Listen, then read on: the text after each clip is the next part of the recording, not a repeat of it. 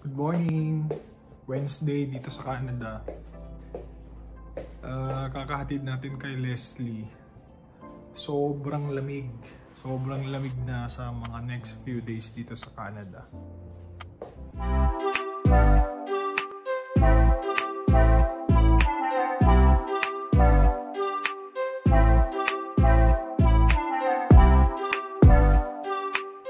Sobrang lamig na nga.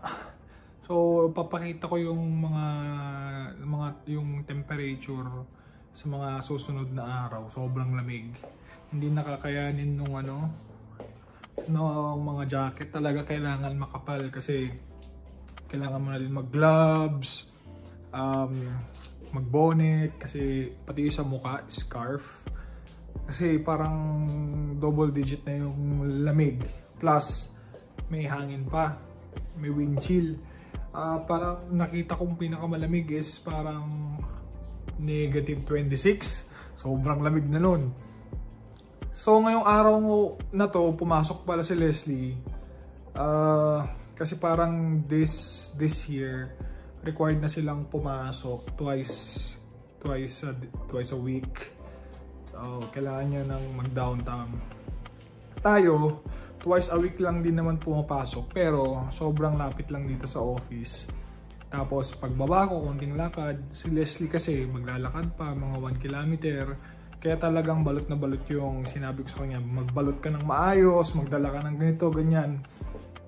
Kasi kahit sobra yung suot mo, okay, parang overwear ka ng jacket, diba? Mas maganda naman yun kaysa dun sa kulang, kasi magkakasakit ka, lalamigin ka, 'di ba? Sasakit yung ulo mo. Ewan ko pa kung ano yung mga side effect pag sobrang nalamigin ka. Pero hindi rin maganda na nalalamigan ka ng gusto, kaya okay lang na magbalot ka. Yung month ng January, marami palang ganap dito. Una sa lahat, yung mga kapatid natin, si Miko, si Mayel, saka si Mama, uuwi na sa Sabado. Umpisa na silang mag-empake, mag-over baggage sila. Tapos parang mag-additional baggage pa. Meron silang additional baggage. Sabi 139 USD ang payment ng isang bag. Tapos siyempre may mga lumang damit para kay Vince, para sa pinsan ko. Tapos yung mga damit pa ni Mayel. So ang ginawa is kumuha kami ng box. Ako yung bumili ako ng balikbayan box, ipapaship na lang sa Pilipinas. So ang binayaran pala namin dun sa box is $15, yung normal na balikbayan, hindi yung junior, yung medyo malaki. Tapos wala namang required na kilo. Kung ano yung pwede mong ilagay dun, yun na yun. Pagkakasyahin mo na lang. So talagang pinuno nila.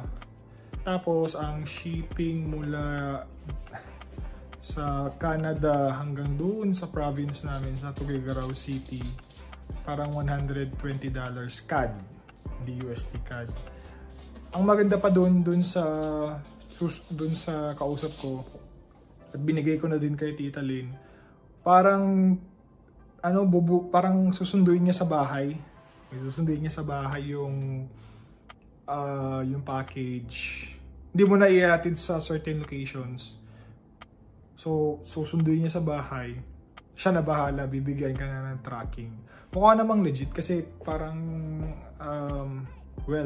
dapat talaga legit. Kasi kilala naman yata ni Tita Lynn yung may-ari ng Adobo Queen dyan sa may Hamilton. So, nandun nakapost naman. Hindi naman sila magpo-post dun kung lolokohin ka yata. Ayaw ko. Sa akin naman yung number. Kung may mangyari man, pwede natin i-report. Pero tingin ko wala naman. Yun nga lang, 2 months yung dating nung mga gamit nila. Tagal din. Tapos, diba, this Saturday, uuwi na sila Mama. Next Saturday naman, meron tayong party dito sa condo. Dito sa party room.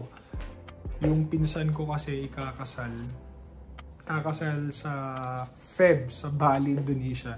Hindi tayo makakapunta kasi Kaya medyo delikado lumabas ng Canada eh. Baka mamaya hindi na tayo papasukin. Naghahanap kasi siya ng place. Okay, naghanap siya ng place na parang bridal shower ba. Hindi pa ako nakakakita ng mga gano'n. Nor parang hindi pa ako nakaka-ayos or nakaka-arrange ng ganong setup. Naghanap kasi siya ng place. Tapos halos lahat ng mga kaibigan niya taga Oakville or dito banda sa West. Siyempre, inano ko na lang, kung gusto nyo dito, try natin. Okay? So, nag-book sila. Na-approve na kanina lang, nag-email na yung property manager. Na-approve na yung application natin na gamitin yung party room para sa bridal shower ng pinsan ko. So, sa 25th yan, yun ang ganap. Kung titignan nyo, nag-on na naman yung heater natin. Sobrang lamig kasi. Sobrang lamig. Ewan ko ba bakit ganito.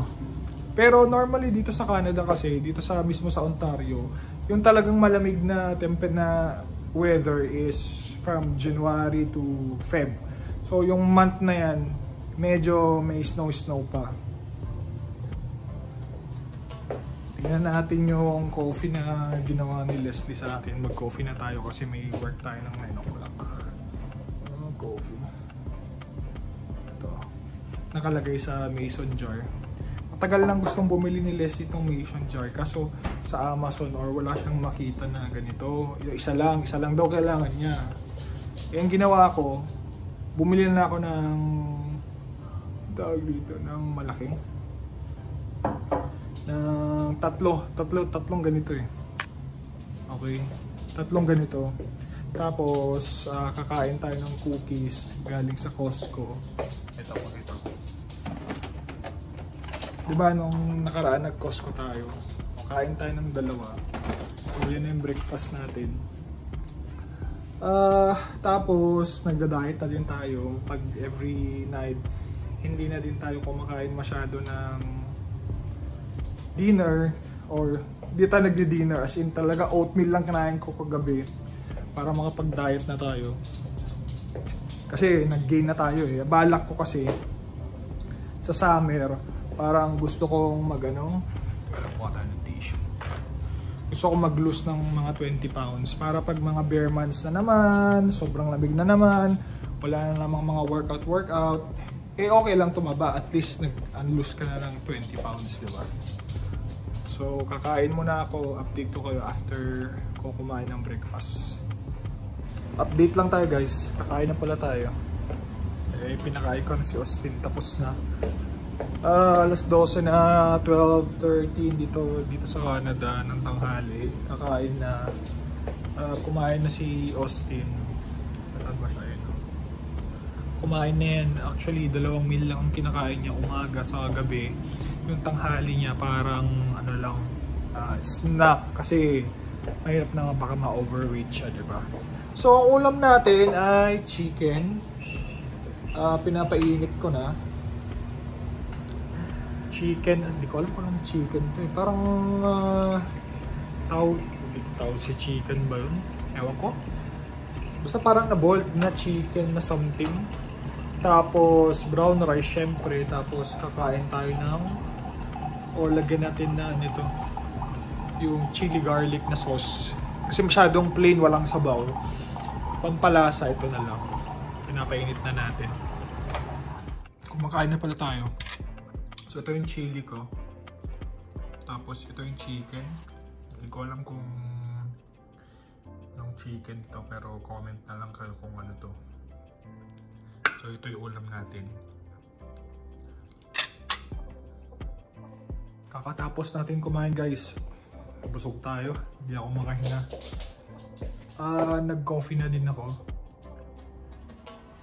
Normal yung instant coffee. Tapos parang may tao dun eh. Nakita nyo ba yun? May tao yun. Teka lang, pakita natin. Yun o. May mga pumapasok pa yun. Oh. Grabe. Nagtatrabaho sila winter. So parang ito kasi yung katabing building namin. Condo to eh, ginagawa. nagtatrabaho sila. Pero hindi sila ganun kadami. Pero nakikita ko, yung sa side street namin, ang dami pa rin sasakyan. Tapos dun sa bakanting lote, ang daming nakapark. So, tingin ko lang dito, nasa loob sila ng building eh. So, inaayos na nila siguro yung mga parts ng building. Tapos, siguro hindi naman siguro by this year to. Siguro, early next year or early next year or late this year, kung mabubuksan man to, magugulat ako kasi ang bilis nila magtrabaho, di ba? So malaki yung mga sahod nitong mga to. Siguro ang mga sahod nito mga minimum $40 kasi ano to construction worker. Tapos itong trabaho nila parang ano din tayo, priority ng Canada, construction worker. Malaking sahod din na, tatrabaho sila. Kita niya ba? Madumi yung bintana namin. Kasi, ano yan nung ginagawa to, maalikabok. Yan. Tapos maya-maya, susunduin na natin si Leslie. Ang oras pala ngayon, ang oras na ba? 1:30. So mga 5 o'clock pa natin susunduin si Leslie. Siyempre, kasama yung kulit. Saan yung kulit? Ayun o. Tatago. So, yun lang naman ang ano ngayon. Sobrang lamig in a couple of days. Feeling ko ito na yung pinakamalamig na days dito sa Canada. Mga days ng January. Malamig kasi, hindi kasi December malamig dito January to Feb ang malamig, di ba? Pero, hindi naman tayo masyadong lumalabas. Kaya, okay lang din naman.